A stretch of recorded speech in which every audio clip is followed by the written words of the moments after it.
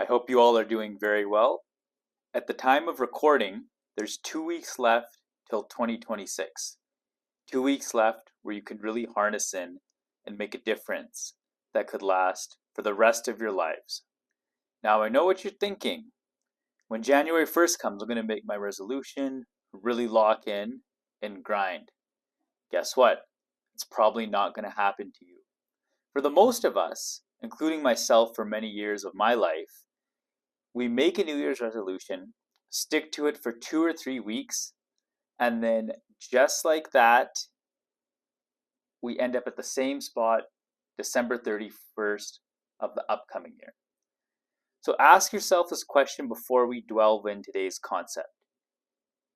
On December 31st, 2026, do you want to be in the same position you are right now? If the answer is no, keep watching this video. I promise you're going to learn something very interesting today. I've been reading a book. I'm not completed yet. It's called The Untethered Soul. A very interesting book. It's a philosophy book, and it has a lot of concepts today that draw upon modern psychology and can be used to actually improve your life in many different aspects across the board, no matter what field that you're trying to improve in. Now, I want to talk today about an invisible concept called inner energy. The book states that inner energy is the most important thing we humans have. Inner energy is also referred to as qi in traditional Chinese medicine, and I want you to think of it as the fire within.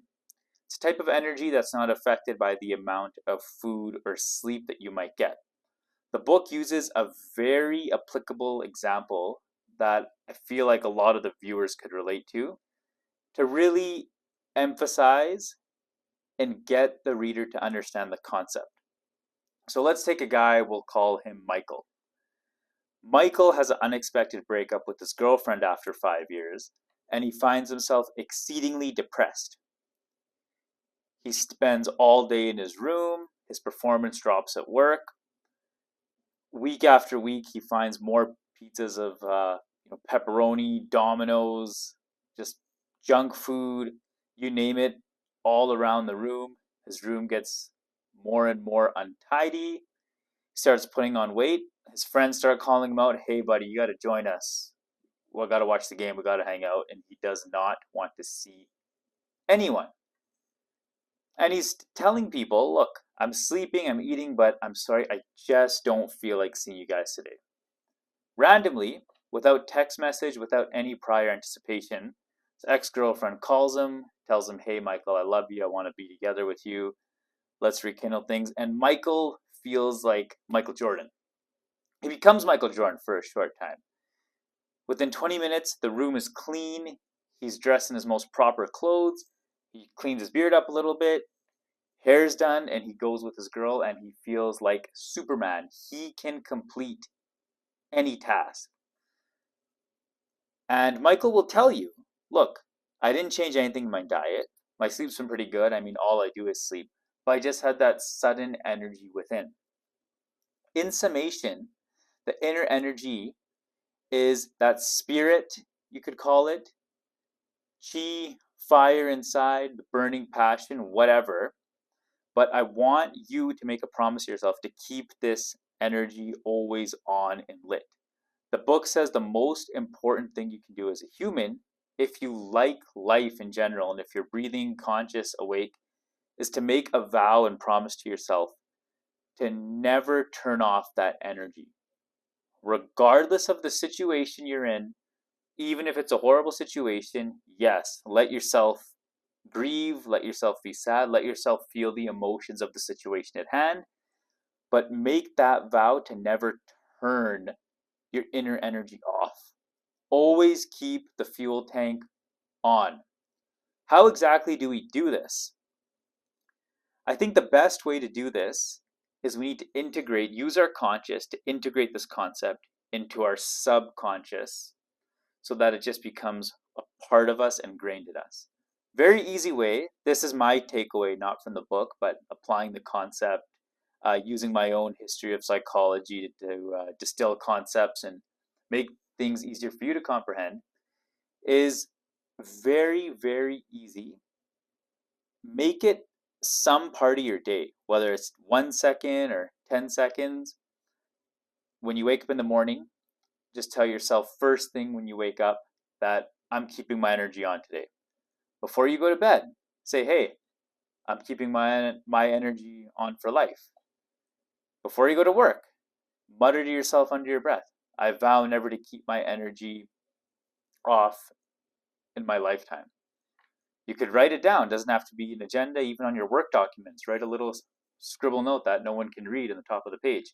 I vow to keep my energy on till the day I pass. When you do this enough times, it becomes forced in your brain, and without even realizing it, you're going to keep your energy on. So that's the most important thing. And when individuals lack motivation, discipline, we're not even going to talk about motivation, it's discipline and staying consistent, as that's what we discussed earlier in the video. They need to keep that energy on. Your energy should be on at all times. Now, I want to get into another concept today, which also draws upon earlier's concept. So now we've discussed inner energy, chi, stagnation, spirit, whatever you want to call it, and we've decided to keep it on 24/7. Now, 2 weeks left before the clock hits January 1st, 2026. Don't be like your other buddies who are going to make some goal January 1st, stick to it for a couple months, then fall off. The preparation begins now, and it's much easier than you think. A lot of these online gurus are going to tell you to make changes, which might seem a little bit daunting or even flat out intimidating right now. But I want you to just commit to one simple habit every single day for the next 2 weeks. And simple. The key is you have to create a habit which your brain scoffs at, where your brain says, this is too easy, this is a joke. Why is he telling me to do baby's work? An infant can do this work. That's the whole point. So let's look at tasks which require little to no effort. When you get up first thing in the morning, you drink a glass of water. When you get up first thing in the morning, you make your bed. Say good morning to the first person you see in the house.